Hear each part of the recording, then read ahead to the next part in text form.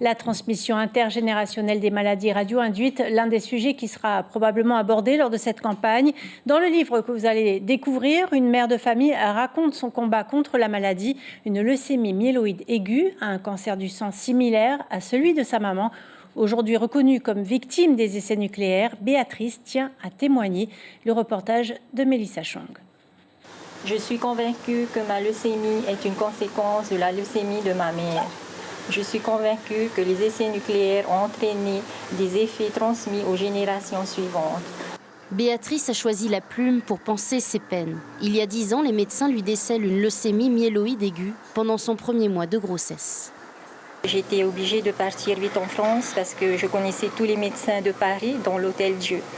Et ensuite à l'hôpital Saint-Antoine et Tenon, qui justement est où mon fils est né.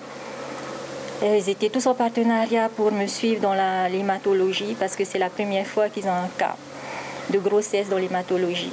Son premier ouvrage, Je m'appelle Eyru Ar'i, relate 2 combats, celui contre la maladie et sa reconnaissance auprès du CIVEN en tant que victime des essais nucléaires.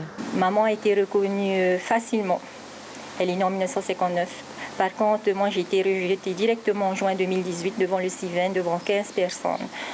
Parce que je suis née en 1977, c'est-à-dire 3 ans après le dernier tir aérien. Aujourd'hui, je pense à toutes ces familles qui ont vécu les mêmes moments de combat médical. Et le fait que j'ai été reconnue ainsi que maman due aux essais nucléaires, eh ben, c'est une grande vérité, une grande justice. Enfin, pour nos générations. Béatrice a mené sa grossesse à terme contre vents et marées. Son fils, sa bataille, porte le nom de Jean-Baptiste.